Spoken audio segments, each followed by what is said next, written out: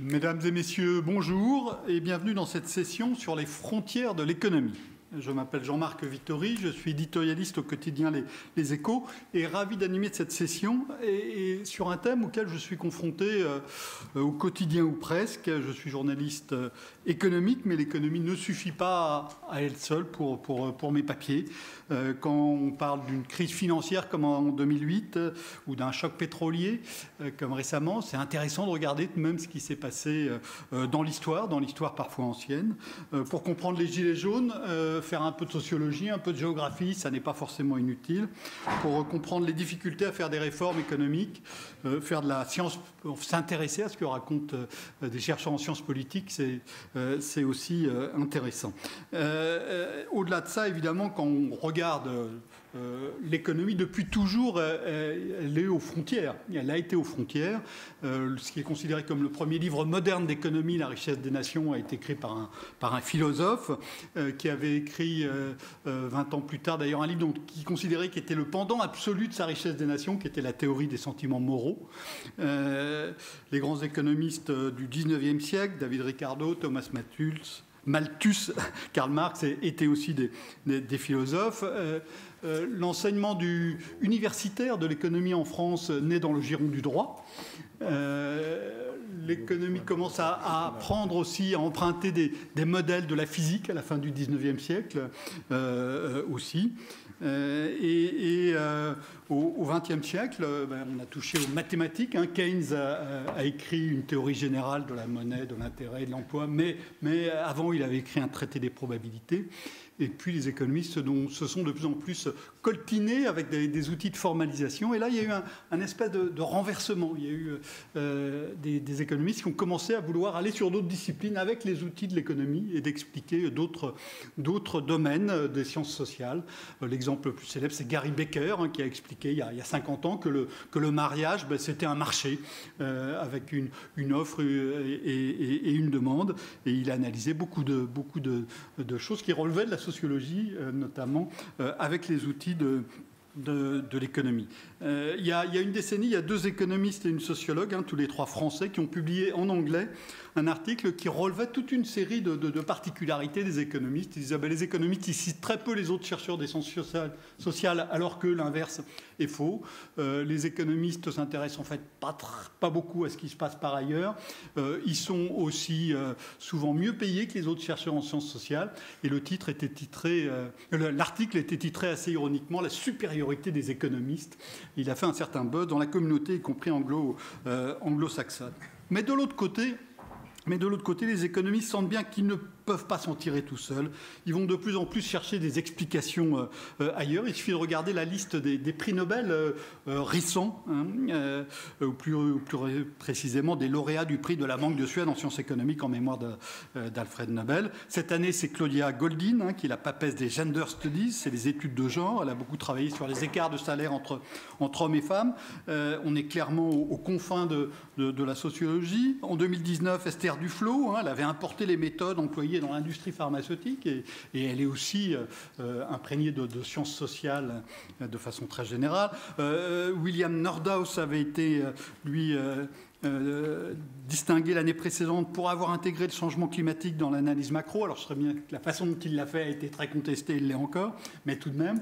L'année encore précédente, c'était Richard Thaler, qui est une figure de l'économie comportementale. On est clairement ici à la frontière entre l'économie et la psychologie. Mais travailler à la frontière, c'est exigeant, c'est compliqué, c'est dangereux. Les frontaliers de l'économie font un métier qui est souvent assez particulier. C'est ce que nous allons explorer maintenant avec 4 chercheurs qui sont chacun à une frontière de l'économie, d'un côté ou de l'autre d'ailleurs. La frontière du droit et de l'économie, la frontière de la sociologie et de l'économie, de l'histoire de l'économie et de l'écologie dans toutes ses dimensions avec l'économie. Et je vais commencer avec vous, Sophie Arnay. Vous êtes professeure de sciences économiques à Nanterre, dans le laboratoire Economics, donc économie du droit. Vous êtes présidente d'ailleurs de l'Association française d'économie du droit. Vous travaillez à l'analyse économique du système judiciaire, des professions juridiques, mais aussi sur les questions d'éthique et de déontologie. Et donc je voudrais commencer par nous dire, premièrement, très très brièvement ce que c'est que l'économie du droit.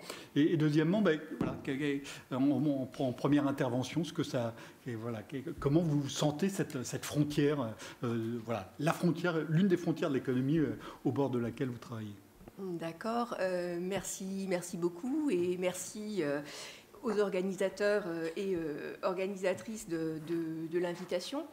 Donc vous parliez à l'instant de Gary Becker et puis donc de son entreprise, d'utiliser les méthodes économiques pour analyser des domaines qui classiquement ne tombaient pas dans voilà, le giron traditionnel de l'analyse économique, donc typiquement donc des questions voilà, traditionnellement sociologiques. L'économie du droit, en tout cas une certaine économie du droit, les premiers travaux d'économie du droit, ils s'inscrivent assez directement en fait dans cette filiation beckerienne. Il y a de grands économistes du droit parmi les pionniers qui se revendiquent vraiment de l'approche de Gary Becker, puisque finalement on peut distinguer de deux grandes orientations, deux grands types de questionnements dans l'économie du droit. Un premier questionnement qui est vraiment le questionnement de ce qu'on appelle l'economic analysis of law au sens strict, c'est vraiment l'analyse économique, et plus spécifiquement encore sous l'angle microéconomique, des comportements des acteurs qui sont impliqués dans le système judiciaire, juridique, donc effectivement les juges, les avocats, évidemment les justiciables. Et cette approche, donc si je veux lui associer de façon un petit peu caricaturale un auteur, c'est l'approche de quelqu'un qui s'appelle Richard Posner. Et puis il y a une deuxième approche, qui est évidemment très connexe de la précédente, et qui va s'intéresser plus directement aux effets des règles de droit sur le système juridique, sur le fonctionnement du système juridique, et donc sur les comportements des entreprises, des ménages, des individus, etc. Bon, là aussi, pour être absolument caricatural, ce serait plutôt la question associée à Ronald Coase. Et donc, l'une et l'autre question vont contribuer finalement à déporter l'analyse économique de ce qu'est vraiment son champ de base initial, puisque finalement, avec ces deux approches, on va s'attacher à analyser la distribution optimale des droits de propriété, qu'on va d'ailleurs définir de façon plus large qu'un juriste ne le ferait, la distribution optimale des droits de propriété, et partant analyser finalement toute règle juridique, parce qu'en fait toute règle juridique finalement elle instaure une répartition de droits de propriété. Donc vous me demandiez comment je me situe par rapport à cela. Sur ces premiers travaux d'économie du droit, je pense qu'on est vraiment typiquement dans ce qui a parfois été critiqué comme une forme d'hégémonie de l'analyse économique par rapport à d'autres disciplines. Donc par exemple, à propos de Gary Becker, on a parlé de façon récurrente d'impérialisme économique, et au moins donc dans un premier temps, la démarche de l'économie du droit est, on va dire, susceptible, passible de cette critique, même si, et je terminerai peut-être ce premier point avec cela, même si un point auquel je tiens vraiment, c'est l'idée de ne pas réduire les interactions entre le droit et l'économie, le dialogue entre le droit et l'économie, à cette unique vision de l'analyse économique du droit. Et je pense important quand même de rappeler dès à présent que le droit et l'économie, ils dialoguent depuis très longtemps. Vous parliez de Smith tout à l'heure, typiquement nous en avons un exemple.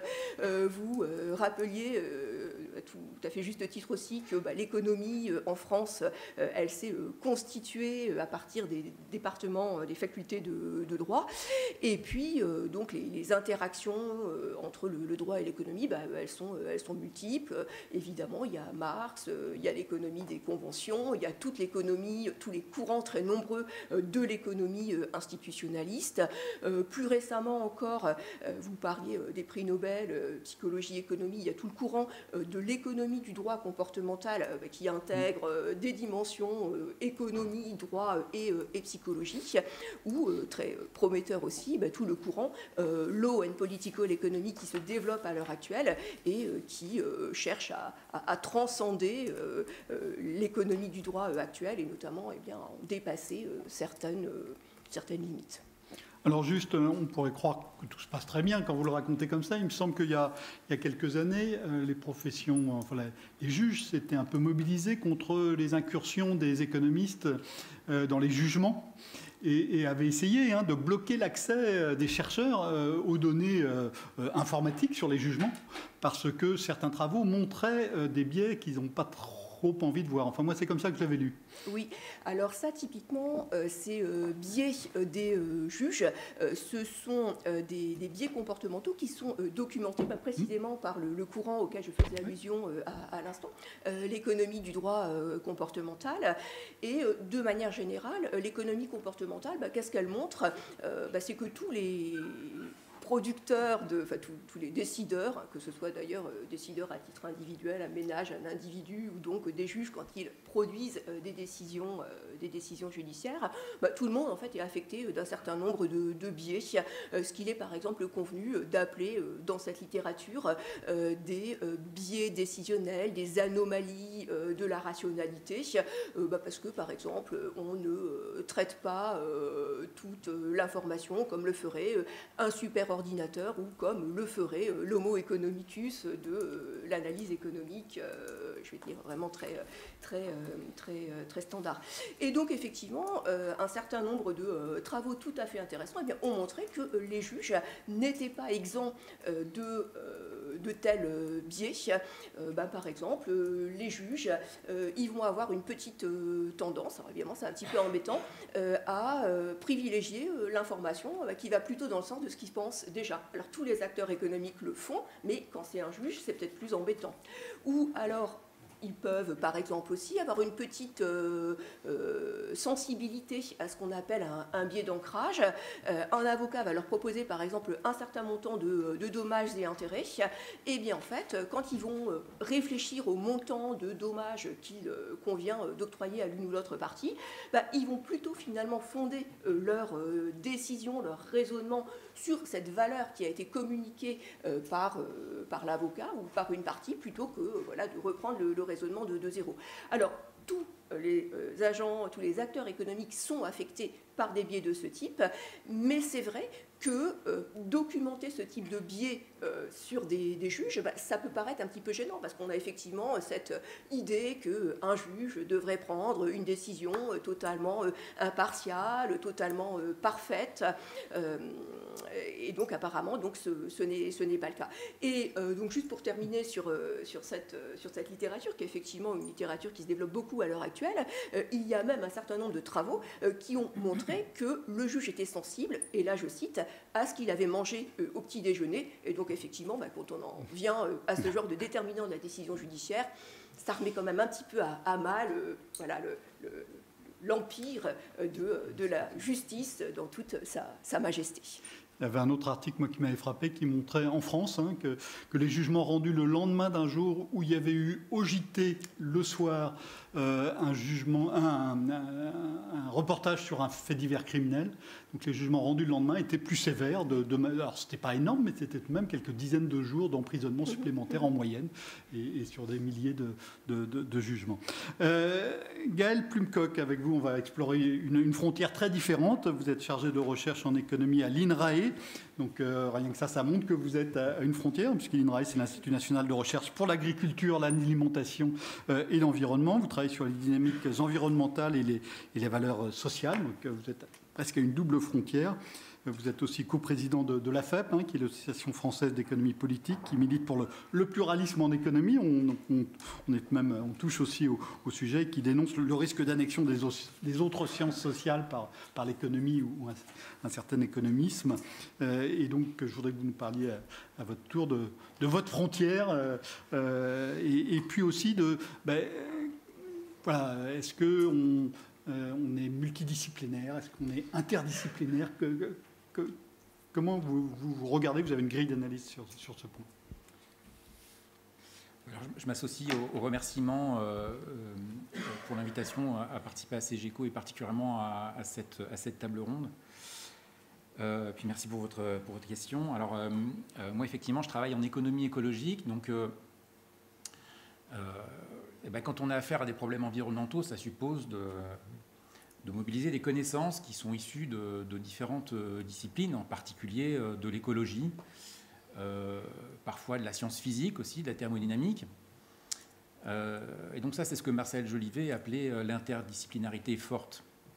Alors il se trouve aussi que je fais dans mes travaux appel à une forme plus faible d'interdisciplinarité, même si j'aime pas trop le qualificatif, c'est-à-dire une interdisciplinarité qui est interne aux sciences humaines et sociales. Et si je le mentionne, c'est parce que ça renvoie à deux formes différentes d'interdisciplinarité. Il y en a une, finalement, en y réfléchissant bien, la forme d'interdisciplinarité forte a quelques faiblesses. Je m'explique.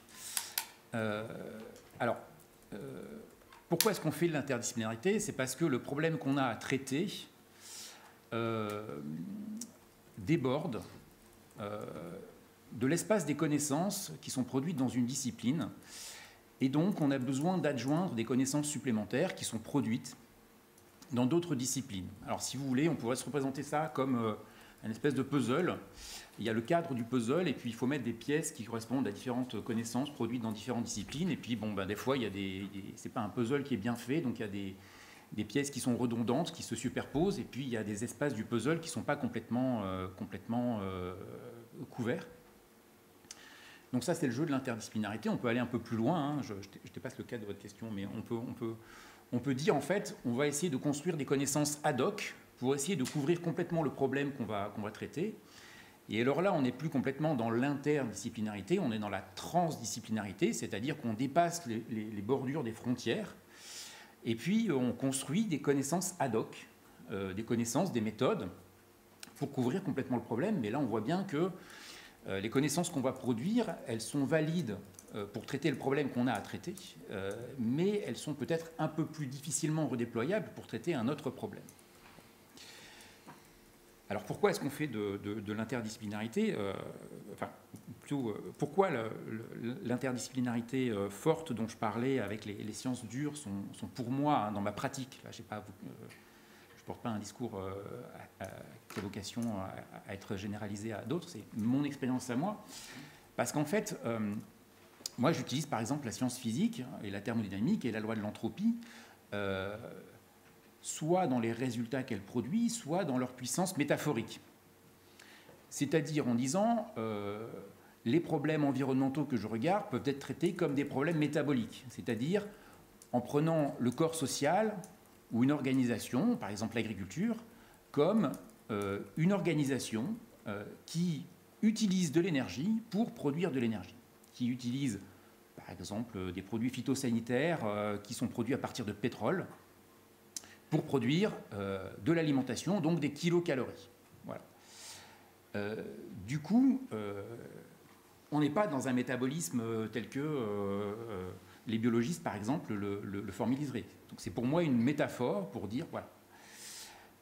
Donc du coup, j'utilise des connaissances qui sont produites, mais au service de ma pratique, de mes méthodes et de ma compréhension du problème. Ce qui est assez différent de dire ce que je fais avec d'autres disciplines des sciences humaines et sociales, c'est de dire on va hybrider, on va croiser nos méthodes, on va croiser nos concepts, on va croiser nos approches pour construire quelque chose qui est, pas de la transdiscipline, mais qui est quelque chose d'un peu hybride, effectivement, qui va nous permettre d'avancer pour comprendre, je ne sais pas moi, la dimension géographique des problèmes de l'agriculture ou la dimension historique comment on construit un système, comment on est dépendant des choix qui ont été faits dans le passé et comment ces choix cadrent les solutions, l'espace des solutions admissibles qu'on a aujourd'hui actuellement. Voilà.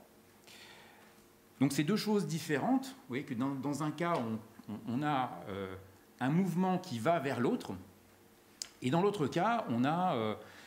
je rangerais plutôt Gary Becker moi, dans ce cadre-là, où des économistes qui, par exemple, vont utiliser des résultats issus de la psychologie ou de la sociologie pour calibrer des équations de leur modèle. Vous voyez bien que dans ce cas-là, il n'y a pas un mouvement qui est fait vers l'autre pour essayer de co-construire un espace de connaissance. Il y a simplement, moi, ce que j'appelle une cannibalisation, c'est-à-dire on prend les connaissances qui sont produites, on les digère, on les retraduit dans un langage qui va nous permettre de traiter le problème qu'on a à traiter, mais on le fait dans notre discipline. Et le mouvement interdisciplinaire est beaucoup plus faible. Du coup, il y a évidemment une question qui a trait à la manière dont les disciplines sont définies et sont régulées et les normes disciplinaires qui prévalent. On voit bien qu'il faut pouvoir faire ce pas interdisciplinaire. Et donc, ça suppose d'avoir à l'intérieur d'une discipline, notamment de la discipline économique, parce qu'on est tous économistes ici. Presque. Pardon. Je vais me faire taper dessus. La capacité et la possibilité de faire ce pas disciplinaire. C'est-à-dire, il faut que dans la discipline économique, dans les disciplines des sciences sociales, soit admis qu'il y ait suffisamment de pluralisme à l'intérieur de cette discipline pour que ce pas disciplinaire, ce pas interdisciplinaire puisse être fait, ce déplacement, voilà, la rencontre vers l'autre, en disant, effectivement, peut-être que quand on a un problème de traitement des politiques publiques, comprendre les rapports sociaux comme des rapports de pouvoir, ça implique d'utiliser des méthodes en économie qui sont des méthodes peut-être plus compréhensives, faire des entretiens. Et ça suppose d'admettre, à l'intérieur de la discipline économique, qu'on puisse conduire des entretiens et que les résultats qu'on va produire à partir des entretiens constituent une preuve admissible en économie. Voilà. Merci. Donc on voit bien les questions, on commence à voir les questions que ça pose et les exigences aussi. Je disais presque tous des économistes, enfin moi je ne suis pas économiste, et à cette table il y a un des éminents panélistes qui n'est pas économiste, à qui je vais passer la parole maintenant, qui est Pierre-Michel Menger. Donc vous êtes sociologue, mais vous n'êtes pas loin de la frontière avec l'économie par les travaux que vous avez menés. Vous avez beaucoup travaillé sur le travail créateur, l'art, la science, l'entreprise, le sport. Moi, la première fois que j'ai travaillé sur un de vos ouvrages, c'était sur les intermittents du spectacle, avec une approche qui était très utile aussi en économie. Vous êtes directeur d'études à l'École des hautes études en sciences sociales, vous êtes au comité de rédaction de la Revue française de sociologie, et je voudrais que, donc, vous avez été à la frontière, mais de l'autre côté, que vous me disiez à votre tour comment vous avez vécu cette expérience transfrontalière. Comment vous la vivez au quotidien? Oui, c'est une affaire de formation et de lieu de formation et d'appétit personnel, de curiosité et d'échange. De formation, je fais partie des sociologues qui étaient philosophes et j'ai le goût de l'échange à travers la philosophie. On a rappelé les origines de l'économie tout à l'heure, Jean-Marc. Et le lieu de formation, c'est un lieu où on pratique l'interdisciplinarité tout le temps, dans tous les actes de travail, y compris les élections, où il n'y a pas d'élection par silo, par spécialité, mais tous ensemble. C'est l'École des hautes études en sciences sociales, j'y ai fait ma thèse, et je suis devenu beaucoup plus tard directeur d'études avant de rejoindre le Collège de France, mais tout en restant à l'École des hautes études. Et là, c'était naturel. On discutait avec les historiens, les économistes. Il se trouve que ceux qui ont présenté ma chaire au Collège de France, c'est un historien et un économiste, Rosan Vallon et Guénry. Voilà, donc c'était une sorte d'ADN qu'on se constituait dans son travail de recherche. Le premier exposé que j'ai fait dans le séminaire de Bourdieu, c'était un exposé sur les thèses de William Baumol, qui est un économiste qui est célèbre pour ses travaux sur les activités à productivité stagnante. On ne joue pas un quatuor à cordes 2 fois plus vite qu'il y a 200 ans. Les activités à productivité croissante, la machine, le travail aidé par la machine, etc. etc., ce qui est la majorité des activités. Et Bourdieu m'avait dit, mais ça n'est pas de la sociologie, c'est de l'économie. Et d'ailleurs, moi-même, je suis le meilleur économiste du monde, a rajouté Bourdieu. Donc, conflit des impérialismes. Croyez-moi, ça me poursuit. Et puis après, le premier livre que j'ai fait, que j'ai lu pour changer un peu mes coordonnées de raisonnement et sortir un peu du déterminisme standard, c'était un livre de Daniel Kahneman, qui est un des prix Nobel d'économie, mais qui est un spécialiste des questions d'incertitude et de psychoéconomie cognitive, célèbre effectivement. Et tout d'un coup, je découvrais les notions d'incertitude, de comportement en situation de risque. Et voilà. Et donc, ça introduisait tout simplement une des grandes traditions de la sociologie, mais qui était peut-être un peu en retrait, qui est le probabilisme. On ne sait jamais ce qui peut arriver, etc., etc. Et le pragmatisme américain qui a infusé en philosophie, en sociologie, est très lié à ça. Relisez toutes sortes de travaux, par exemple de John Dewey, qui vont tout à fait dans ce sens-là. Et quand j'ai écrit un papier, je vous raconte un peu les histoires personnelles, parce que c'est une manière de mettre en récit des pratiques plutôt que des théories. Je crois qu'il n'y a pas de théorie de l'interdisciplinarité. Il y a eu des matrices. L'UNESCO avait fait un grand tableau avec toutes les disciplines en colonne et toutes les disciplines en ligne, et puis il fallait cocher tout ce qui pouvait arriver. C'était absurde, évidemment. Alors, il fallait croiser, je ne sais pas quoi, l'ergonomie avec...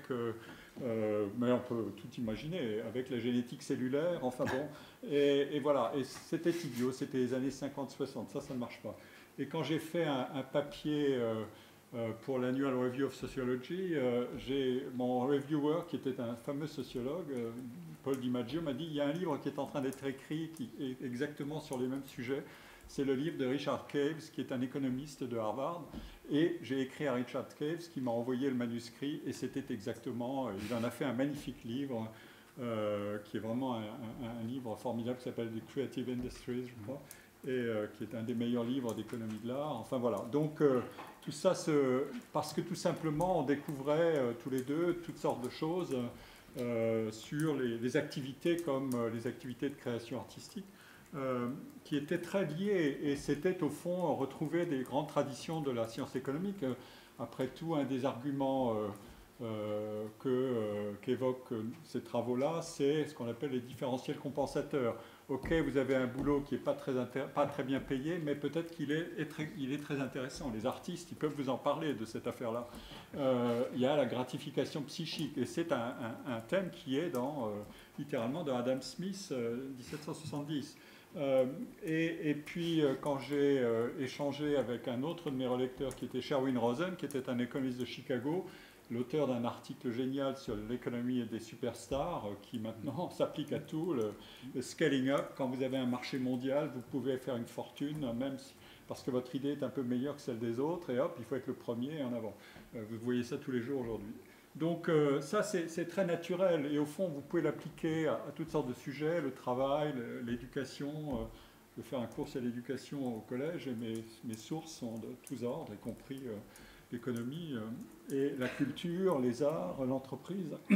Donc c'est une affaire de sites de recherche et de lieux et de mentalité, de mindset, d'état d'esprit. Ça coûte cher, hein, l'interdisciplinarité, ça coûte cher parce qu'il faut se tenir au courant. Quand vous allez traiter un problème et vous dites, bon, qu'est-ce qu'en disent les autres, pas les juristes ou les économistes, mais c'est arrivé de travailler avec des juristes, eh ben, il faut se tenir au courant et se dire je ne suis pas en train d'inventer la roue, il faut aller un peu plus loin, et ça il faut peu à peu régler ses outils pour y arriver. Mais une fois que c'est lancé, vous ne pouvez plus vous en défaire parce que c'est beaucoup plus intéressant. Sinon, vous êtes pris dans des problèmes dont vous savez d'avance le résultat. Si vous avez un modèle qui s'applique à tout, bon, ben, c'est même pas la peine de commencer. ChatGPT va le faire tout de suite beaucoup mieux que vous.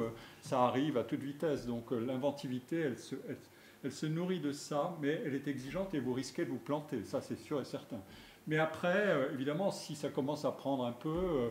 bon, ben, vous avez des échanges, et les échanges, je me souviens d'un numéro de la Revue française de sociologie que j'ai dirigé sur le thème sociologie et économie. Et il était exactement question du conflit des impérialismes. C'était Richard Swedberg qui avait interviewé des économistes et des sociologues, et qui regardaient ce que disaient les uns et les autres. Et c'était exactement ce qui a été dit tout à l'heure, l'asymétrie est terrible. Ce que Ollion, Fourcade et co-auteurs ont montré, c'est que les économistes se fichent pas mal des sociologues, pas mal quand même, disons, pas complètement, mais pas mal, tandis que les sociologues peuvent s'intéresser à ce que font les économistes.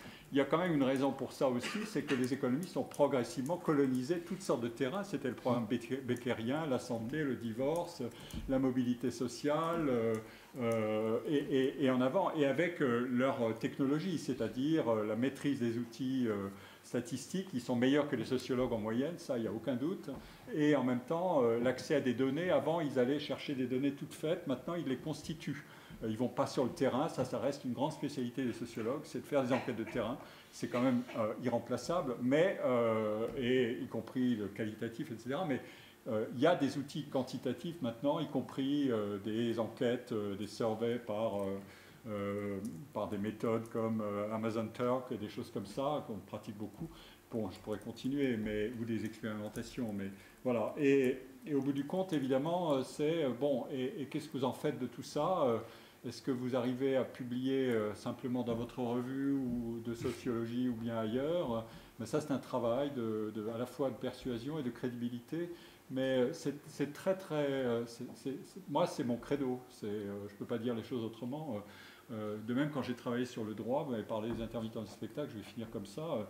J'avais sans arrêt des discussions avec le patron de la revue Droit Social, qui m'a appris des tonnes de choses. Mais il fallait des contacts personnels. Et pour ça, il faut franchir un petit seuil de crédibilité de vos questionnements. Sinon, ça ne marche pas. Mais une fois que c'est lancé, parce qu'eux-mêmes, ils se trouvent interloqués par ce que vous racontez et ils apprennent des choses. Voilà. Bon, on voit bien que ce que vous racontez, c'est à la fois une frontière qui s'estompe, mais en même temps une forte dimension individuelle. C'est une question de posture individuelle dans ce que, et dans transmissible. Ce que vous racontez. Et transmissible. Alors ensuite, oui, c'est la question suivante. Mais la question des entretiens, vous disiez, les sociologues, là, les entretiens, ça reste une spécificité des sociologues, mais Gaël nous disait comment est-ce qu'on va pouvoir faire pour que ça soit accepté, aussi reconnu en économie. Donc on voit bien que les frontières bougent. À ce stade, je dois avouer que j'ai fait 2 erreurs dramatiques. La première, c'est que j'ai sauté une ligne en présentant donc Pierre-Michel Menger, qui est effectivement professeur au Collège de France. Et la deuxième, c'est que je ne vous ai pas encore dit, mais vous le savez si ça n'est pas la première session des échos à laquelle vous assistez, que vous pouvez poser vos questions et que je les aurai par la tablette. Dernier intervenant, Pierre-Cyril Hautecoeur, tu es historien économique ou économiste historien, je ne sais pas dans quel sens il faut le dire. Tu es directeur d'études à l'École des hautes études en sciences sociales au pluriel, hein, Pierre-Michel le disait, c'est un endroit où on travaille tout de même beaucoup entre disciplines et ça a été construit dès le départ pour ça. Tu es aussi professeur d'économie à l'École d'économie de Paris, spécialisé histoire monétaire et financière. Et puis le côté économiste est ancré actuellement par le fait que tu présides l'Association française de sciences économiques qui regroupe beaucoup d'universitaires notamment, mais aussi d'économistes non universitaires français. Tu t'es beaucoup coltiné aux historiens. Alors, il y a des regards qui sont parfois un peu méprisants d'une profession à l'autre. Pierre-Michel évoquait à l'instant le fait que les économistes considèrent que les maths des sociologues, c'est tout de même pas très sérieux. Mais quand vous discutez avec des mathématiciens, des maths employées par les économistes, alors là, les ricanements deviennent absolus. Comment tu as senti, tu sens dans ces contacts quotidiens avec les historiens cette frontière ? Merci aussi aux organisateurs pour l'invitation. C'est effectivement beaucoup une question de pratique, une question de vie scientifique personnelle que de faire interagir des disciplines dont les unes et les autres ont une très forte capacité disciplinaire, c'est-à-dire une très forte capacité à imposer leur modèle, leur manière de voir le monde. Les économistes sont peut-être plus arrogants en moyenne que les autres, mais bon, quand on discute avec un philosophe, quand on discute avec un historien, quand on discute même avec un sociologue, il arrive qu'il vous explique que de toute façon, eux seront les seuls à pouvoir vraiment tout comprendre. Et il n'y a pas de mal à ça. Après tout, heureusement que les gens qui dédient leur vie au savoir dans un domaine pensent que ce domaine est capable d'expliquer plus du monde que les autres, parce que sinon, ils auraient mieux fait d'aller dans un autre. C'est quand même un petit peu... Alors ensuite, il faut que cette impulsion initiale soit quand même... laisse une certaine ouverture aux autres. Et c'est vrai que l'économie a une conviction de sa supériorité qui est très forte, mais surtout a des arguments pour la démontrer que les autres ont du mal à complètement contrer. Alors ce qui est amusant, c'est que dans la durée de ma vie, cet argument a changé. C'est-à-dire qu'il y a 30 ans, quand j'étais étudiant, la preuve de la supériorité des économistes, c'était qu'ils faisaient des modèles mathématiques très complexes qui permettaient de mettre ensemble, dans un ensemble d'équations cohérentes entre elles, qu'on pouvait résoudre, toute une série de relations entre des faits économiques. Donc on pouvait mettre en relation des comportements de consommation, des comportements de production, des comportements de taxation, des distributions de biens publics par l'État. Enfin, toutes ces choses-là pouvaient rentrer dans un seul modèle. Et l'argument des économistes, c'était, vous voyez, le monde est très compliqué. Les historiens, les sociologues, etc., ils essayent de vous l'expliquer en phrases. Nous, on vous fait des équations, c'est beaucoup plus simple, et on peut résoudre ça. Alors ça, c'était leur argument. Et cet argument, en fait, s'est effacé avec le temps. Depuis 20 ans, cet argument n'est pratiquement plus utilisé, et la preuve de la supériorité des économistes, c'est leur supériorité statistique. Ce qui est d'ailleurs une très grande fragilité, parce que cette supériorité statistique, en fait, c'est pas la leur, c'est celle des statisticiens. Mais il n'empêche que parmi les sciences sociales, les économistes sont ceux qui se sont arrogés la capacité à faire des statistiques bien. On forme énormément les étudiants aux statistiques. Ils ont, dans un master d'économie, il y a un tiers des cours au moins qui sont en statistique et économétrie. C'est beaucoup par rapport à d'autres. Il n'y a aucune autre discipline de sciences sociales qui consacre autant de temps à des disciplines techniques auxiliaires, en théorie auxiliaire, comme on disait autrefois, que ça. Ce qui donne effectivement une capacité à faire des choses, qui est devenue la preuve de la supériorité des économistes à certains égards. Et récemment, il y a eu un débat entre des économistes et des historiens qui reposait uniquement sur des problèmes de preuves statistiques. C'est un problème intellectuel et qui est aussi un problème pour l'économie, au sens où elle a tendance à se réduire à ça, et en fait à abandonner certains éléments qui étaient cruciaux dans sa propre définition d'elle-même. Et le rapport avec l'histoire, il est très ancien, je veux dire, dans tous les grands livres d'économie, depuis Adam Smith et même avant, il y a des chapitres entiers d'histoire, donc c'est pas, voilà, ça a toujours fait partie de la formation des économistes. Ça a presque disparu avec le temps. Il y a des départements d'économie, notamment aux États-Unis, dans lesquels il n'y a plus aucune formation en histoire. Et au point d'ailleurs que quand Claudia Goldin, qui a passé la moitié de sa carrière à faire de l'histoire, obtient le prix Nobel, ni le comité Nobel, ni Jean-Marc Vittori ne le mentionnent. Ce qui montre à quel point, effectivement, on efface à certains égards ce genre de choses. Bon. Mais le rapport avec l'histoire, c'est quelque chose qui est très crucial, à mon avis, et qui pose des problèmes très très fondamentaux à l'économie. Alors, une première manière de le voir, c'est les historiens pensent spontanément que le fonctionnement de l'économie est différent selon les époques. Alors, est-ce que ces changements sont fréquents ou rares? C'est une question sur laquelle ils diffèrent. Il y a des gens qui disent, oh, voilà, depuis le capitalisme, en gros, c'est homogène. Il y a des gens qui disent, non, non, en fait, c'était très différent il y a 50 ans et maintenant c'est à nouveau différent. Puis il y a des gens qui disent, oh, bah, depuis qu'on est capable d'observer les choses, ça n'a jamais changé. Et ça, c'est des économistes. En fait, Peter Temin fait de l'économie de l'Empire romain, c'est un professeur du MIT qui a fait beaucoup de choses d'économie de l'Empire romain. Et il dit, mais finalement, les humains sont les mêmes, quelles que soient les époques, et les comportements fondamentaux sont les mêmes. Et ça peut se défendre. La question ensuite, c'est est-ce qu'on accepte l'idée que cette question puisse être tranchée empiriquement ou pas? C'est ça la question. En fait, la manière dont les économistes travaillent, à certains égards, présuppose que ça ne peut pas changer. Et de ce fait, c'est un petit peu ce que disait Jean-Michel tout à l'heure, c'est-à-dire que dans ce cadre-là, en fait, la question est plus très intéressante parce qu'on a présupposé la réponse. Mais accepter que le modèle économique puisse changer de manière radicale, ça implique de pouvoir penser que les types de comportements des gens sont très substantiellement différents dans le temps, ou que les institutions ou d'autres choses ont des effets très différents dans le temps. Alors, on peut par exemple avoir un modèle de choix rationnel, typiquement économique, qui s'applique même au comportement religieux au Moyen-Âge. C'est-à-dire qu'on va dire, voilà, les gens vont à la messe parce que sinon ils sont sanctionnés par leur communauté et que finalement c'est plus rationnel d'y aller même si on ne croit pas en Dieu que de ne pas y aller, etc. Mais on voit bien qu'il y a un moment où ça ne dit plus rien d'intéressant sur ce que c'était que la religion au Moyen-Âge. En fait, il y a de fortes chances que la religion imbibait tellement les comportements qu'en fait c'était les comportements économiques qui étaient imbibés de religieux plus que l'inverse probablement. Mais c'est une question à débattre. Le problème, c'est de réussir à trouver les moyens de trancher entre différentes hypothèses, ce qu'on ne fait pas facilement. Donc, moi, ce qui m'intéresse dans ce rapport entre l'histoire et l'économie, c'est cette dimension d'historicisation de l'économie elle-même. Est-ce que, non seulement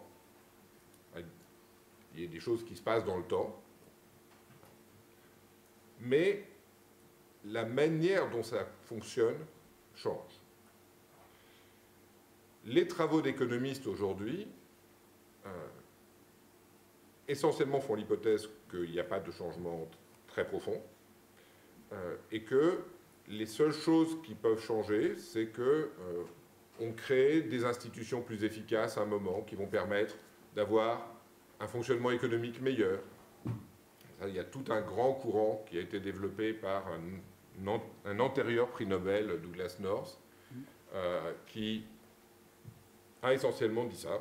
C'est-à-dire que voilà, ce qui importe pour que les marchés fonctionnent bien, les marchés c'est le cœur de l'économie, c'est d'avoir des bonnes institutions.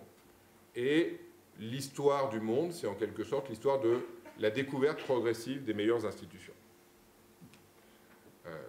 Ce qui va permettre à avoir des marchés de plus en plus efficaces, qui s'étendent de plus en plus à l'échelle mondiale et permettent un fonctionnement économique de plus en plus bon et un revenu général de plus en plus élevé. Est-ce que c'est pertinent d'analyser ça de cette manière? Voilà, c'est une des questions auxquelles je pense que c'est intéressant de répondre. Le travail avec les historiens est compliqué parce que les critères de preuve, les critères de ce qui est intéressant ne sont pas les mêmes. Et ça, c'est vraiment un gros problème. Par exemple, les sources, pour un historien, si vous ne trouvez pas des nouvelles sources pour analyser un problème, vous ne faites pas quelque chose de nouveau. Donc, un économiste considère que l'important, c'est de dire quelque chose de nouveau à partir de sources éventuellement anciennes. C'est-à-dire que tout le monde connaît déjà, mais ce n'est pas très grave. Si on leur fait dire quelque chose qui n'avait pas été dit avant, c'est aussi intéressant. Là, je pense que sur cette question-là, les économistes ont raison. Mais si ce n'est que parfois, ils le font avec des bases de données dont on sait qu'elles ne sont pas très intéressantes. Ensuite, le défaut des économistes sur cette question des sources, c'est qu'ils traitent les sources d'une naïveté souvent confondante. C'est-à-dire qu'ils font comme si le mot qui était marqué dans la source disait la vérité sur ce que c'était que les faits à l'époque, alors bien qu'on sait bien qu'aujourd'hui comme hier, il ne suffit pas d'appeler quelqu'un chômeur pour savoir ce que ça veut dire dans sa réalité vécue, et encore moins pour dire que c'est la même chose qu'il y a 40 ans, et encore moins pour dire que c'est la même chose qu'il y a 200 ans. Donc, cette espèce de nominalisme spontané des économistes leur fait faire des naïvetés considérables, et en fait, plus on s'éloigne dans le temps, plus ce genre de défaut est important. Voilà. Donc on a souvent des désaccords, mais qui peuvent être résolus s'il y a suffisamment de bonne volonté de part et d'autre. Et ensuite, les institutions universitaires ne le facilitent pas. Mais je vais peut-être m'arrêter là pour ne pas préempter trop de temps, mais je suppose qu'on reviendra là-dessus. Donc 4 témoignages, on voit à la fois des problématiques très différentes, mais aussi évidemment des points communs. Je voudrais que maintenant vous nous disiez les uns et les autres ce qui est facile et ce qui est plus difficile, ce qui est les avantages et les inconvénients dans cette démarche d'interdisciplinarité. Puis peut-être commencer par vous, Pierre-Michel, en vous demandant est-ce que vous avez l'impression que votre regard extérieur, pas complètement, mais tout de même, est-ce que les économistes ont changé sur cette question d'interdisciplinarité ces dernières années, ces dernières décennies? Oui, enfin, on parle de son point de vue. Je n'ai pas fait d'enquête statistique pour connaître... non, je vous demande votre ressenti personnel. Je ne vous demande pas une étude. Mais je devrais, si je voulais donner une réponse un peu solide, je pourrais élargir et prendre mon cas comme une sorte d'exemple parfait. Dans mon cas personnel... les endroits où j'ai travaillé, y compris actuellement, récemment je faisais un colloque avec Philippe Aguillon qui est économiste sur les questions d'innovation et on avait des sociologues et des économistes. Autrement dit, il faut le fabriquer. Ça n'est pas très simple parce que les économistes ne lisent pas vraiment les sociologues. J'ai eu encore cette expérience lors de ce colloque. Ils découvraient des choses. Ah oui, c'est intéressant, etc. Et en même temps, il y a des terrains sur lesquels on se lie. Par exemple, il y avait un économiste de la science qui fait de l'excellent travail à MIT et qui lisait très soigneusement. Donc ça dépend aussi de la curiosité personnelle des économistes. Ils ont un tropisme qui peut varier. Philippe Aguillon m'envoie en permanence toutes sortes de choses et on collabore, on a des échanges avec des étudiants, etc. etc. Ce sont des liens. Et je pense que dans des endroits comme le MIT, c'est aussi assez naturel. C'est une question d'organisation et de productivité. Évidemment, si les économistes voient que ça a un intérêt pour leur travail, ils vont attraper. Il y a un côté prédateur. Les économistes et les sociologues ne sont pas tellement différents, sauf que la marche est peut-être plus haute pour se dire qu'ils vont bénéficier du travail des économistes. La marche plus haute en termes à la fois de méthode et parfois d'idéologie. Et donc... fondamentalement, la discipline économique, elle est beaucoup plus large que la discipline sociologique. Le nombre de postes et le marché aux postes et aux emplois fait que ça pousse les étudiants à d'abord raisonner et les jeunes universitaires à raisonner dans leur champ à eux, avant de commencer à faire des sourires à d'autres. Non, il faut d'abord avoir percé. Et après, on peut construire autre chose, ne serait-ce que pour enrichir la boîte à outils et... développer des recherches originales, parce qu'il faut se différencier. La compétition suppose aussi la différenciation, mais la différenciation, elle se fait d'abord au sein de la discipline avant d'aller au-delà. Mais des gens comme Rai Chetty ou d'autres ont bien compris l'intérêt de s'emparer de problèmes qui étaient massivement explorés. Les questions de mobilité sociale et de mobilité intergénérationnelle et l'éducation avaient été très très fortement étudiées dans les sciences sociales et pas tellement en économie. Bon, Gary Becker avant eux, mais... et voilà, et donc ils en ont tiré un programme. Et ensuite, il faut le crédibiliser, et ça marche. Quand ils font bouger les lignes, évidemment, et que sur l'agenda des recherches en économie, il y a des questions qui apparaissent majeures, la question des inégalités est devenue un sujet majeur, évidemment. Voilà, c'est un des sentiments que j'ai, qui est un peu plus qu'un sentiment. Travaux de Rai Chetty. Notez ce nom, RAJ plus loin, CHE2TY, sont vraiment passionnants. Il a fait une grosse équipe avec laquelle il travaille, en plus sur des données très fraîches. C'est passionnant. C'est passionnant. Dans les équipes, c'est une des manières de produire de l'interdisciplinarité, c'est les équipes. Et le travail d'équipe est beaucoup plus développé maintenant qu'avant, parce qu'on a des gains d'inventivité, de productivité, etc. Et au sein de ces équipes, on peut ouvrir, et ça c'est formidable. Parce qu'il y a un gain intrinsèque à l'échange, par la différence, comme disaient les économistes. Gaël, vous travaillez aussi donc, avec des équipes qui sont par nature interdisciplinaires. Avantages, inconvénients? Oui, alors moi, mon institut de recherche, il est pluridisciplinaire. Alors, il est organisé par départements de recherche qui sont souvent disciplinaires. Donc, génétique animale, génie des procédés, écologie, agronomie, économie, sociologie. Moi, mon département de recherche, c'est la case autre. Vous voyez, dans les typologies, c'est un département de recherche qui a été créé parce que pendant des années, l'INRA a développé des plans de tournesol ou ou des variétés de vaches qui étaient vachement bien, qui résistaient à tous les aléas, tous les risques, qui produisaient plus, et puis ils se rendaient compte que les agriculteurs, ils n'adoptaient pas les innovations qui étaient faites par l'INRA. Et donc au bout d'un moment, ils se sont dit, ce serait peut-être intéressant de mettre ensemble un zootechnicien et un géographe, ou un économiste et puis un agronome, pour essayer de comprendre pourquoi ces innovations, elles sont pas adoptées, et puis peut-être de co-construire avec les parties prenantes. Donc effectivement, j'observe bien, je mesure bien tout l'intérêt qu'il y a à pratiquer l'interdisciplinarité. Effectivement, alors l'interdisciplinarité, c'est un processus. On n'arrive pas en disant, ça y est, j'ai atteint l'interdisciplinarité. Ça se construit, effectivement, c'est relationnel. Donc ça suppose un travail assez constant de veille, de maintenance, de relations, d'apprentissage réciproque, mutuel, etc. Ça suppose même, même des questions très, très basiques, hein, de vocabulaire. On parle d'une discipline à l'autre, on ne parle pas d'une... Ouais. C'est le pas dont je parlais tout à l'heure. C'est-à-dire qu'au bout d'un moment, il faut harmoniser du vocabulaire, des concepts. Il faut construire ensemble une manière de comprendre le monde. Il y a un enjeu fondamental qui est la problématisation. Nous, en économie ou dans mon département, en sciences sociales, plus largement, on est souvent interpellé par des agronomes qui montent des projets de recherche et qui nous disent on a besoin d'un économiste dans le projet ou d'un sociologue pour travailler sur l'acceptabilité des innovations que nous, agronomes, on va travailler. Non, c'est pas comme ça que nous, en sciences humaines et sociales, on problématise la question. Et si c'est pas problématisé ensemble, alors il y a une instrumentalisation d'une discipline au service d'une autre, et puis c'est pas complètement interdisciplinaire. Alors c'est pas pour ça que c'est pas intéressant, mais voilà, il manque quelque chose. Peut-être effectivement, alors du coup, c'est effectivement excitant, c'est une belle aventure, l'interdisciplinarité, on apprend plein de choses des autres. Si on est un peu ouvert, ça marche très très bien, et puis on produit des résultats qui sont très intéressants, qui ont souvent beaucoup d'impact, parce que du coup on s'adresse à des communautés disciplinaires qui sont plus larges.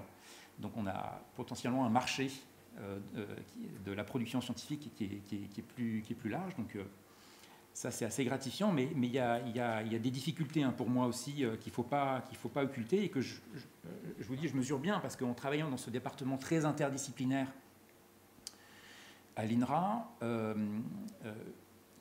alors je vois bien, notamment au niveau de la formation, les difficultés. Il y a beaucoup de jeunes dans la salle, les difficultés que ça peut poser. Si je prends l'exemple du co-encadrement de thèse, on a beaucoup de thèses qui sont interdisciplinaires et qui sont encadrées par effectivement un entomologiste et puis quelqu'un qui est issu des sciences de gestion, ou bien voilà.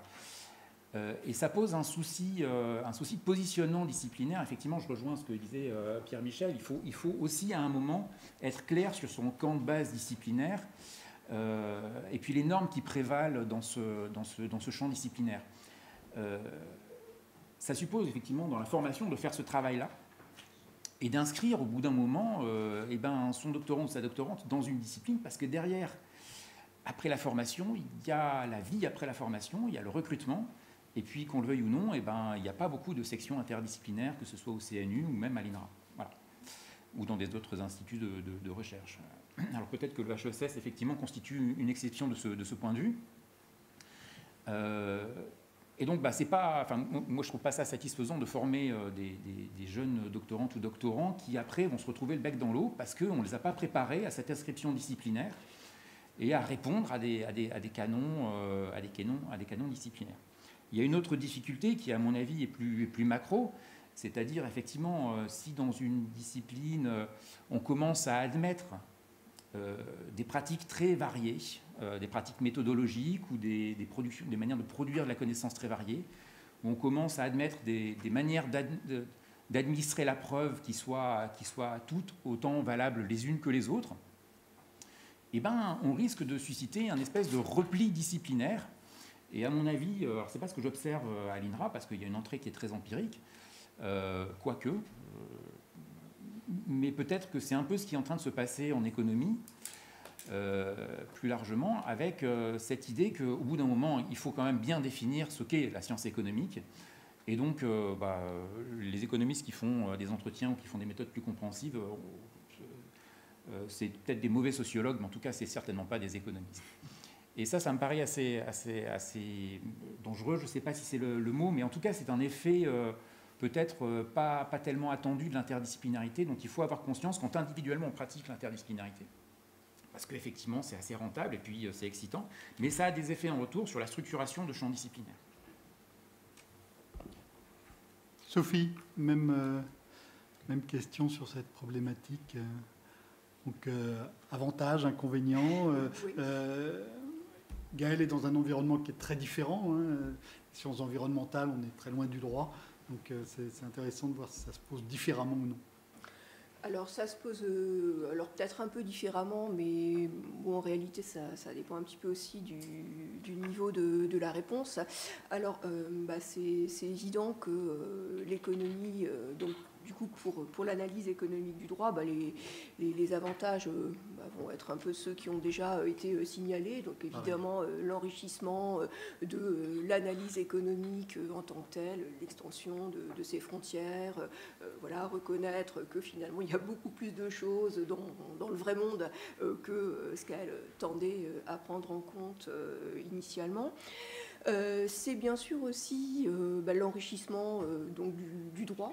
J'ai eu beaucoup d'échanges, par exemple, avec des collègues juristes.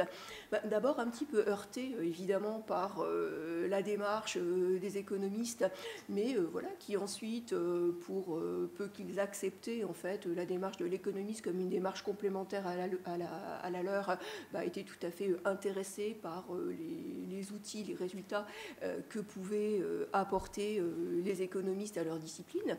Et là, par exemple, je vais revenir sur des choses qui ont déjà également un petit peu été évoquées, mais c'est vrai que, par exemple, l'économiste va beaucoup s'intéresser à la question de l'évaluation en efficacité de l'institution de la règle de droit. Et bien ça, c'est pas un raisonnement classique pour un juriste, en tout cas pas pour un juriste, français, qui va plutôt considérer finalement qu'une règle, elle est bonne, elle est juste si en fait elle s'inscrit bien dans l'ordonnancement juridique, dans la hiérarchie des normes qui est la belle hiérarchie des normes à la française. Et donc évidemment quand vous arrivez avec vos gros sabots, que vous dites à vos collègues juristes, faudrait peut-être quand même aussi avoir une approche conséquentialiste sur quelles sont les conséquences économiques en termes donc d'efficacité de la règle pour le fonctionnement économique.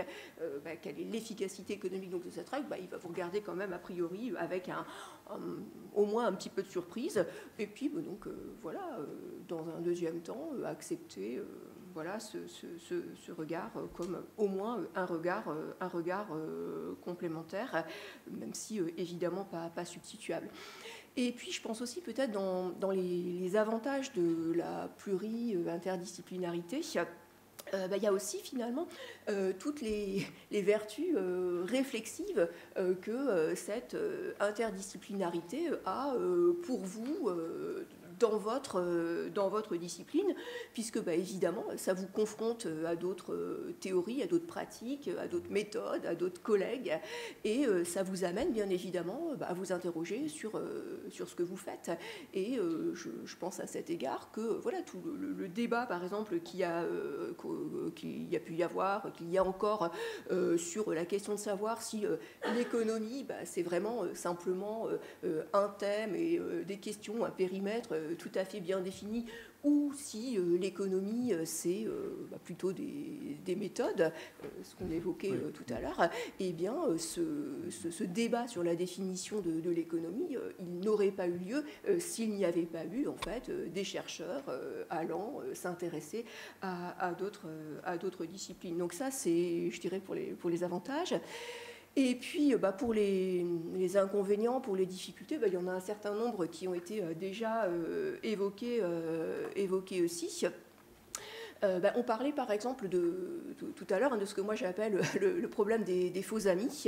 Et effectivement, il y a plein de termes. Il y a plein de termes, c'est les mêmes d'une discipline à une autre, sauf qu'en fait, c'est pas la même chose. C'est des termes polysémiques et avec le même terme, on ne désigne pas la même chose. Et là, comme on a tous un petit peu raconté voilà, des petites histoires qui nous sont arrivées dans nos vies professionnelles, je vais faire pareil. Il y a quelques années, à Nanterre, nous avions monté un séminaire commun entre les écoles doctorales de droit et d'économie, justement pour questionner le sens de certains termes qui nous semblaient communs, mais dont quand même en fait on soupçonnait un tout petit peu qu'ils ne nous étaient pas si communs que ça. Alors j'ai plus en tête évidemment tous les termes que nous avions explorés, mais par exemple contrat, ça n'a rien à voir pour un économiste et pour un juriste. L'économie des contrats, notamment donc tout ce qui est autour de la théorie des contrats incitatifs, etc., ça n'a rien à voir avec en fait le contrat juridique, on va dire un peu classique, un peu formel. Ou un deuxième exemple, parce que c'est un très très bel exemple aussi à mon sens, c'est le mot de société. Alors société, mais alors vraiment ça tire dans tous les sens. La société pour un économiste, alors si c'est voilà un peu un synonyme de collectivité, voilà, d'ensemble d'agents, etc. Pour un juriste, c'est quelque chose d'absolument différent. Et donc même entre eux, ils ne sont pas vraiment d'accord en fait sur ce que c'est que la société. Et puis alors, après, on a eu des débats sur voilà, la société, est-ce que c'est la firme, est-ce que c'est l'entreprise, est-ce que c'est le producteur, sachant qu'en fait, ces termes-là, on les utilise de façon extrêmement fluctuante aussi, même à l'intérieur en fait de nos disciplines. Donc il y a vraiment ce risque des faux amis qui, je pense, c'est quand même en fait un premier obstacle majeur à développer des travaux communs. Et puis si j'ai peut-être encore un tout petit peu de temps, alors on en a parlé aussi, mais évidemment on a tous et toute notre petite histoire à raconter sur la question. C'est le risque de la simplification et de la caricature, parce que tout le monde n'a pas la chance de faire sa thèse à l'EHESS ou dans des institutions pluridisciplinaires. Et au moins pour un certain nombre d'économistes du droit, évidemment pas tous, pas toutes, l'autre discipline peut rester quand même un domaine relativement mal connu. Un domaine relativement mal connu, et donc du coup on va caricaturer.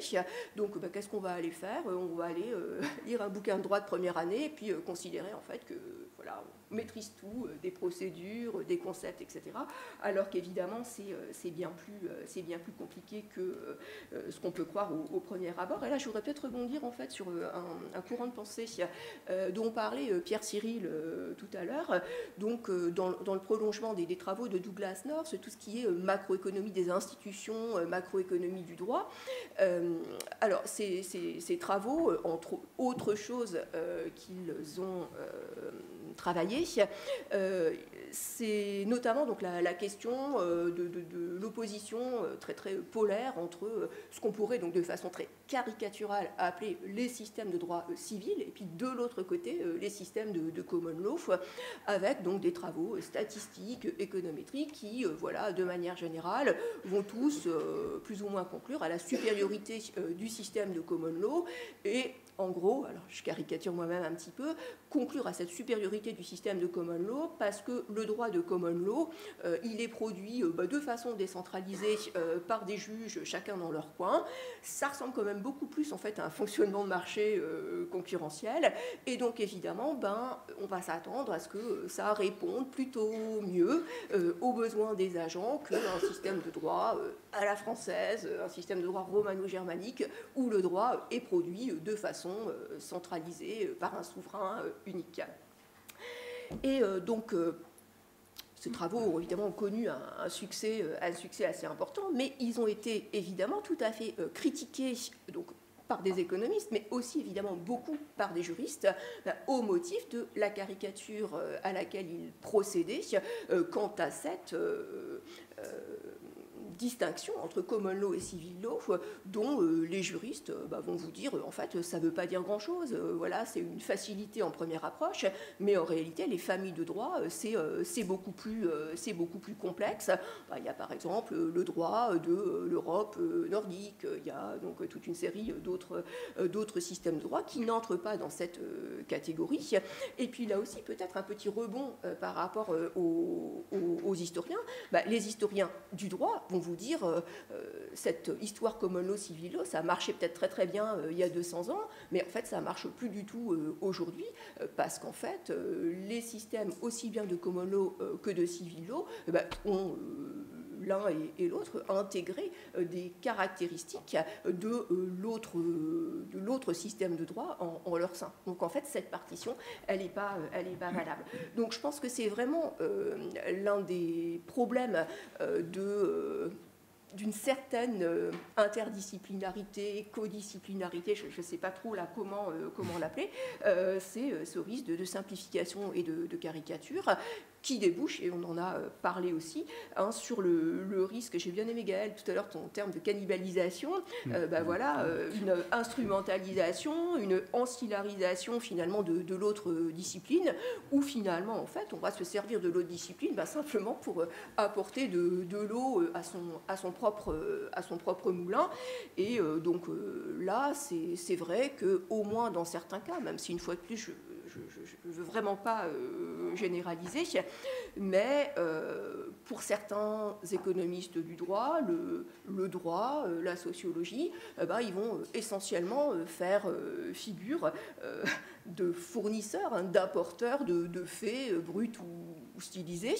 Et puis d'ailleurs, là, les torts sont partagés. Pour les juristes, les économistes sont souvent aussi un petit peu mépris, si je puis dire, pour des apporteurs de chiffres ou de méthodes de calcul.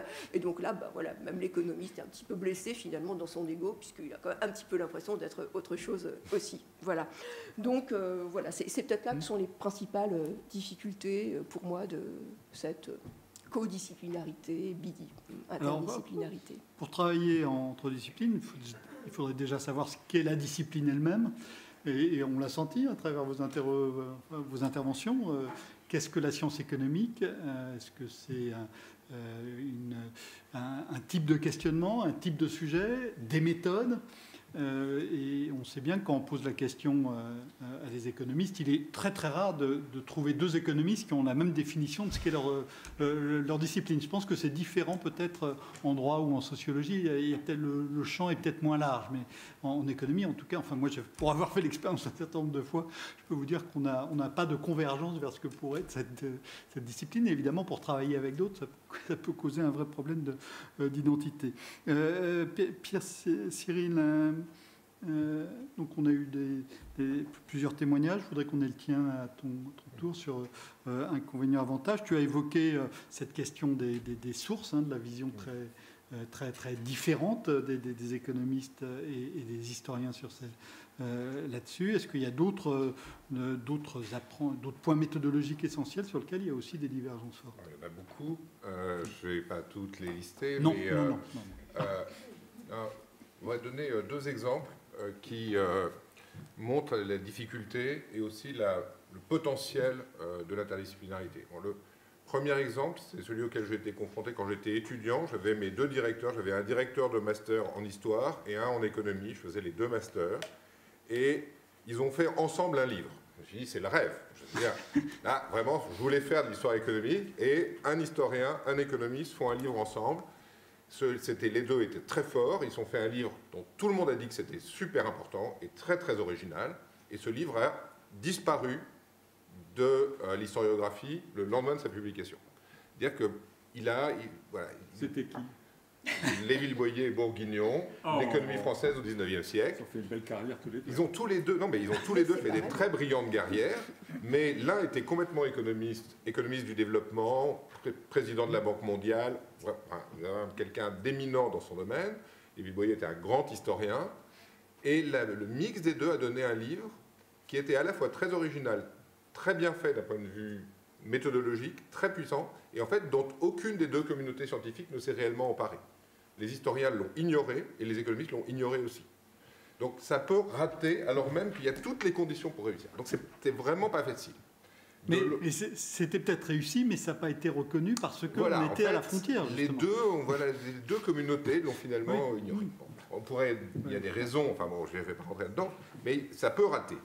Un autre côté, c'est que j'ai un collègue dans mon labo qui est historien de formation, qui travaille avec les économistes depuis 30 ans, qui a fait une série d'articles et de livres qui ont révélé à la population des économistes qui l'ignoraient mais totalement, que pendant des siècles, l'organisation financière principale en Europe était faite par les notaires. Il n'y avait pas de banque, il n'y avait pas de marché financier, c'était les notaires qui faisaient les contrats.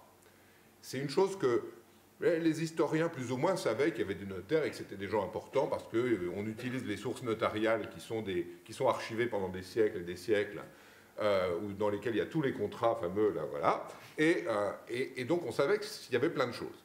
Mais d'un autre côté, les économistes ont apporté le fait de faire des échantillons, de quantifier ça, de trouver une logique derrière le rôle de ces notaires, une logique économique, de comment est-ce qu'ils produisaient de l'information pour faire en sorte que les prêteurs acceptent de prêter à ces emprunteurs-là plutôt qu'à d'autres, même des gens qu'ils ne connaissaient pas, etc.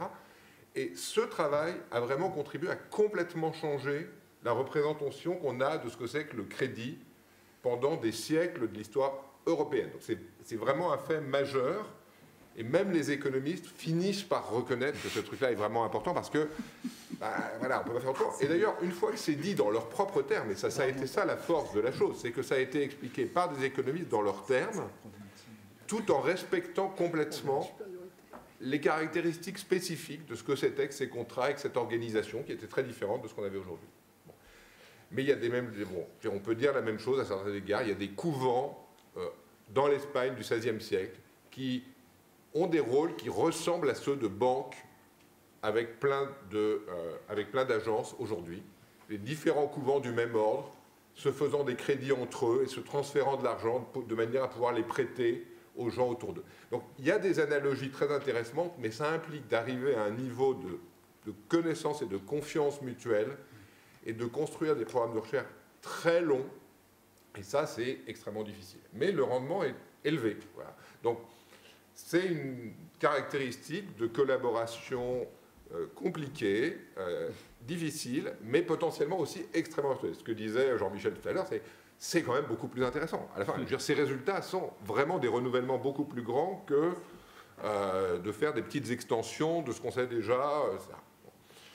Et aujourd'hui, le risque, peut-être, en termes de méthode, c'est le fait que les économistes, pour une part, pensent faire de l'histoire parce qu'ils essayent de tester de la causalité statistique sur très longue période. Alors, il y a l'exemple que donnait Sophie Arnett tout à l'heure sur les systèmes de droit, mais il y a plein d'exemples. Il y a des gens qui expliquent, voilà, on va tester l'impact de la Révolution française sur la natalité, sur la croissance économique, sur plein de choses. Ils regardent les changements faits par la Révolution, puis ils regardent la situation actuelle, et ils disent « Ah ben, je vois statistiquement qu'il y a une corrélation entre les deux, donc c'est ça la cause. » Et cette conception causale, cette conception statistique de la causalité, elle est à la fois très puissante, très intéressante, mais en même temps, elle est très, très creuse. C'est-à-dire que tant qu'on ne dit pas comment ça se passe, on ne dit rien. Et les historiens sont extrêmement choqués parce qu'on leur dit, voilà, c'est la cause de ça, mais ils disent, mais oui, mais d'accord, mais expliquez-moi, comment ça s'est passé? C'est ça que je veux savoir. Et là-dessus, en fait, souvent, il y a une ignorance. Et je pense que pour réussir à travailler ensemble, il faut que les gens acceptent que les méthodes des autres sont potentiellement puissantes, mais réciproquement. C'est-à-dire qu'on a besoin de comprendre comment les choses se passent. Ça s'appelle ce qu'on appelle une causalité processuelle, dans laquelle le processus par lequel quelque chose se transforme est impliqué.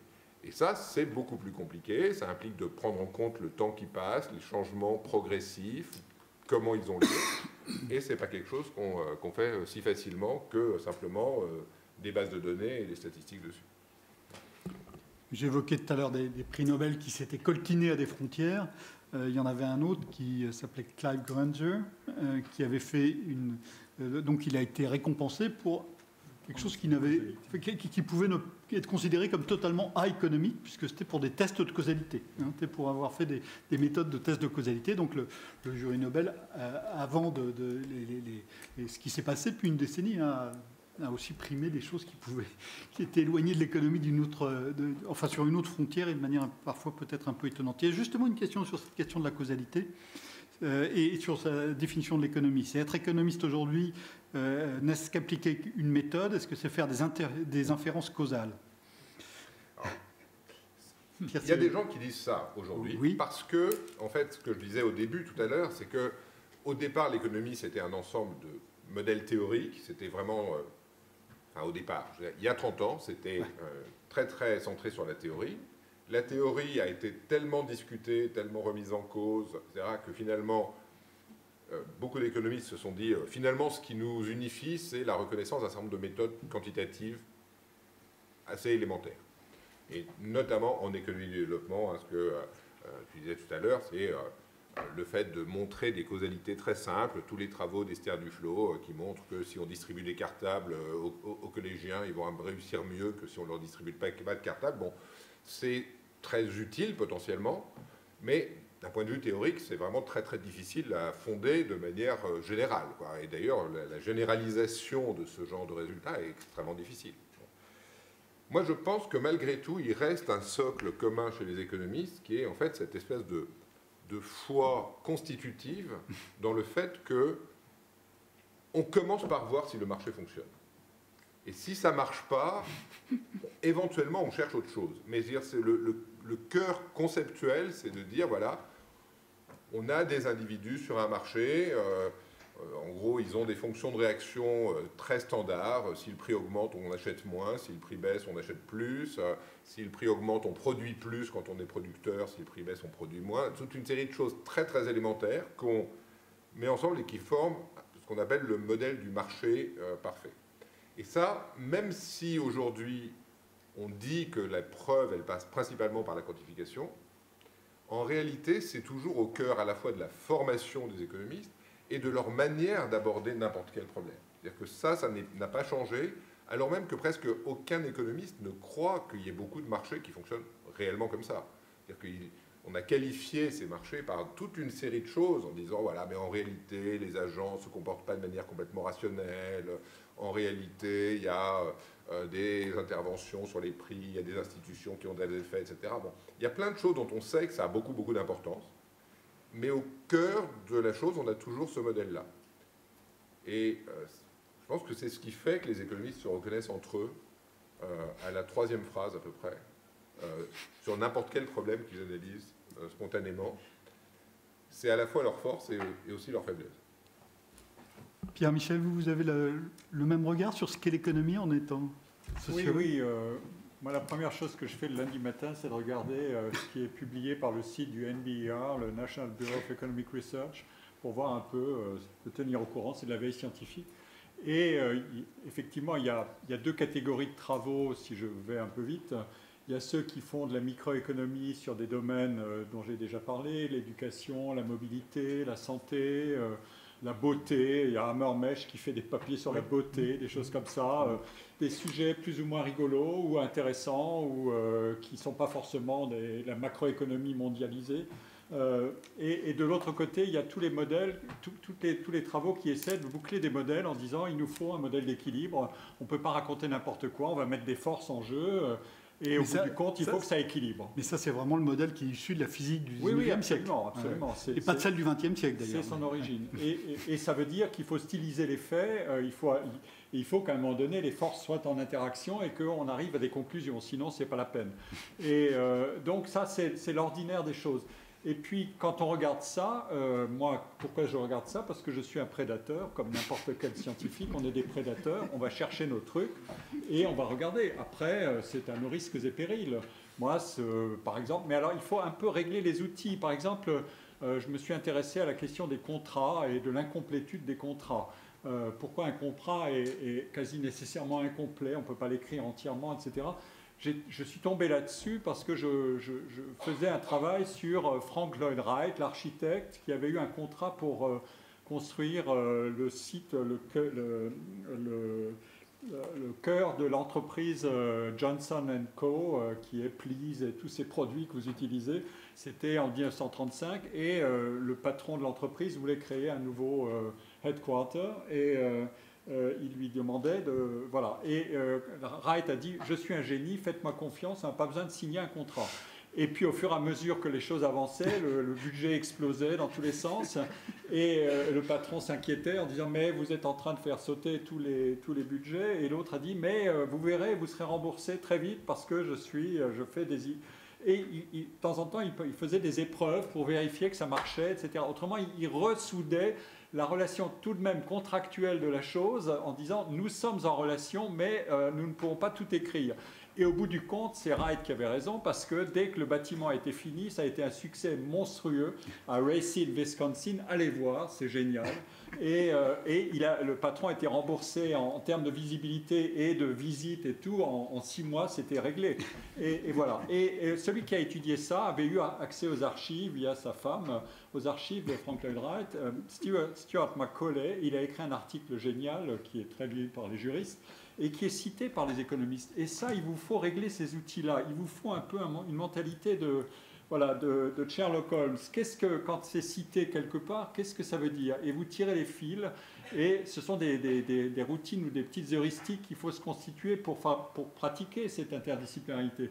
Sinon, vous êtes un prédateur, mais vous n'avez pas vraiment de manière de travailler correctement pour être un bon prédateur. C'est ce genre de choses que je trouve très utile. Sophie. Oui, peut-être. Alors, l'histoire est beaucoup moins drôle, mais je pense aussi, pour revenir sur, voilà, Pierre Cyril disait, le marché, ça reste quand même un peu un horizon indépassable des économistes. Je pense que le deuxième horizon indépassable, c'est quand même celui de la rationalité. Même si les travaux d'économie comportementale ou voilà, les travaux de psychologie sociale notamment tendent à montrer toutes les limites de ce concept de rationalité. Moi, ce qui me frappe vraiment dans les travaux récents, donc des économistes en économie comportementale, c'est le fait que malgré tout, par tous les moyens, on tente de, alors je dis toujours, sauver le soldat rationalité, puisque la rationalité, la bonne vieille rationalité économique, c'est toujours finalement le benchmark par rapport auquel on compare ces anomalies de la rationalité que l'on documente expérimentalement notamment. Donc voilà, je pense vraiment que ce concept de rationalité, il reste absolument central.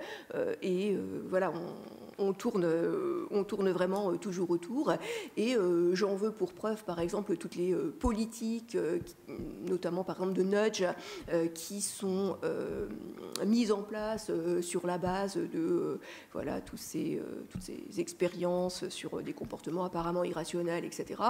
Les nudges, malgré tout, ça cherche à remettre les gens sur le droit chemin. Et le droit chemin, qu'est-ce que c'est? C'est la décision optimale que les gens auraient prise s'ils avaient été rationnels, comme l'analyse économique fait l'hypothèse qu'ils le sont. Donc ça me semble vraiment être un deuxième élément qui demeure constitutif pour la définition de la discipline économique.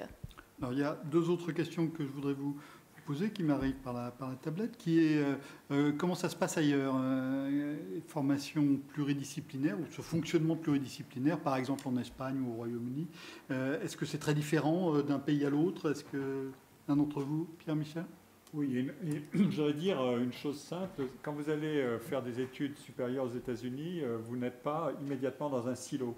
Vous avez un menu très large et après vous concentrez progressivement sur une major et des minors, c'est-à-dire une discipline qui domine, mais votre menu de formation est assez large. Chez nous, on est immédiatement dans des silos. Et ça, c'est une profonde différence. Je n'ai pas étudié tous les systèmes européens, mais celle-là, je la connais bien et elle est vraiment flagrante. Ça ne veut pas dire que tout le monde fait tout et n'importe quoi, mais on a des choix et on voit des mobilités des étudiants qui commencent par là et qui vont ailleurs sans arrêt. C'est des exemples frappants. Et ça veut dire aussi que les échanges entre les étudiants sont le peer effect, c'est-à-dire les pairs qui s'enrichissent mutuellement.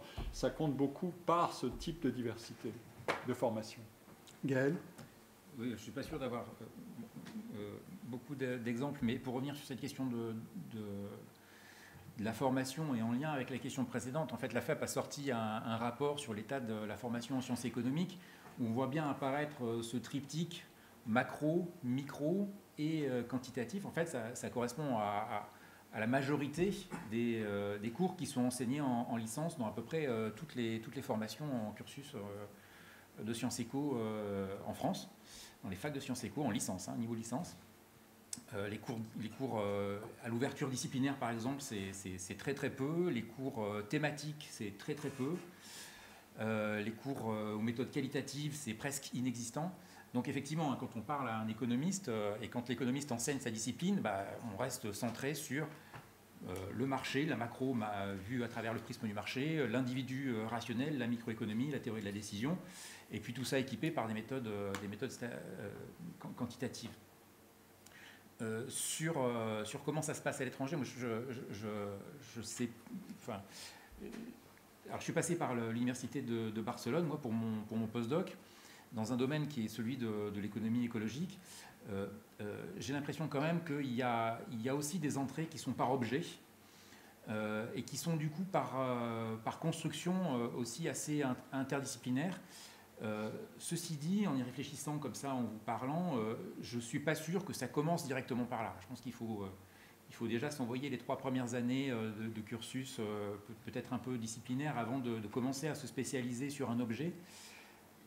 Et cette question de l'entrée par l'objet, on la retrouve aussi dans la recherche. Maintenant, il y a de plus en plus de supports, de publications qui vont s'appeler Transition Studies pour entrer sur les questions des transitions ou Animal Studies qui vont se centrer sur les questions de l'animal où des économistes ont travaillé, des sociologues ont travaillé, des autres techniciens aussi. Voilà, donc du coup plutôt des comités disciplinaires. Sur la formation, je serais peut-être un petit peu plus prudent. Pierre Cyril? Je crois qu'il y a effectivement encore une certaine diversité entre, en gros, les endroits où on fait du très disciplinaire en premier cycle, c'est-à-dire à l'arrivée en formation supérieure, et puis le modèle américain où on fait du très disciplinaire plutôt en master. Et je pense que c'est un peu inévitable pour que les gens aient une compétence disciplinaire réelle, qu'ils aient à un moment cette concentration. Mais le modèle français actuel, en fait, c'est la concentration tout le temps. C'est-à-dire c'est de la première année à la fin du doctorat, on peut ne faire que de l'économie, et de l'économie plutôt définie en un sens étroit. Et ça, c'est vraiment problématique, c'est-à-dire qu'il n'y a pratiquement aucun pays qui impose ça. Donc peut-être qu'il faut faire une transition. Auparavant, on avait un modèle qui était plutôt premier cycle très disciplinaire, et ensuite, les gens pouvaient faire des choses plus appliquées dans des tas de domaines, et là, ils pouvaient rencontrer d'autres disciplines quand il y en avait la pertinence. Mais là, on a basculé sur un système où le master est très, très disciplinaire, et il y a quelques universités qui essayent d'inventer des choses qui sont pluridisciplinaires en licence, souvent bidisciplinaires, mais quelquefois plus larges que ça. Il y a les CPES, je ne sais plus ce que ça veut dire exactement, qui ont été mis en place dans quelques universités. Il y a pour préparatoire à l'enseignement supérieur. Voilà, ouais, ça doit être ça. Et donc qui permettent d'avoir une pluridisciplinarité en premier cycle avec une concentration progressive, avec des majeurs, comme disait Pierre-Michel à l'instant.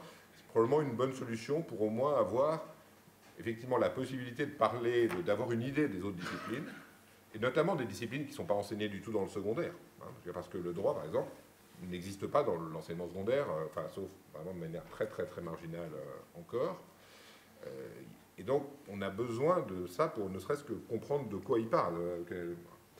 Mais c'est compliqué à mettre en place, les universités sont des grosses machines, c'est compliqué et coûteux à mettre en place, et donc pour l'instant, c'est en fait très marginal, et la formation reste trop disciplinaire par rapport à ce qui serait effectivement probablement souhaitable. Ça veut dire donc que c'est difficile, c'est moins facile d'aller ensuite vers de l'interdisciplinarité par rapport aux États-Unis, comme l'évoquait C'est pas par hasard que les économistes français qui ont fait des choses très interdisciplinaires. Ils sont passés par des cursus différents, soit ailleurs, soit en France, mais ils n'ont pas fait strictement ce cursus-là.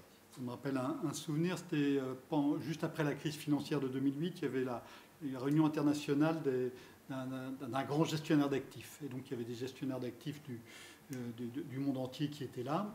Et il y avait une intervention, il y avait une table ronde d'ouverture qui était sur comprendre la crise qui était en cours. Et il y avait une femme gestionnaire d'actifs qui bossait à Londres et qui a commencé en disant écoutez, moi je suis médiéviste et c'est très important pour comprendre ce qui se passe. Et alors, dans la salle, moi on était par petite table ronde et moi, ma table ronde, il y avait des Français, dont 2 énarques, et ils tombaient de leur chaise, quoi. Ils ne comprenaient pas qu'on puisse être médiéviste et faire de la finance. Et dans les autres tables qui étaient beaucoup plus mélangées par pays d'origine, c'était très différent. Ça paraissait assez normal. Je vais terminer par une histoire qui m'est revenue en vous écoutant. C'est bizarre, d'ailleurs, que je n'y ai pas pensé en préparant, mais qui est une discussion entre un philosophe, un biologiste, un géologue et un économiste. Et le philosophe dit la science la plus importante, c'est la philosophie. Parce que la philosophie, c'est les idées, c'est comment on va organiser le monde, Et il y a le biologiste qui dit mais non, tout ça, ça naît dans notre cerveau. Donc il faut comprendre la mécanique du cerveau, il faut comprendre comment ça marche. Et ça, c'est nous, c'est les biologistes. Et il y a le géologue qui dit oui, mais tout ça, avant qu'il y ait la vie, il y avait la roche, il faut comprendre absolument ces formations-là, etc. Et là, l'économiste n'a pas encore pris la parole et il dit mais avant tout ça, qu'est-ce qu'il y avait? Le chaos. Et c'est qui le spécialiste du chaos? Voilà, je vais terminer par cette boutade. Je voudrais remercier Laurence Cialhomme qui a organisé cette table ronde. Je voulais remercier les panélistes et vous remercier toutes et tous pour votre attention et vos questions.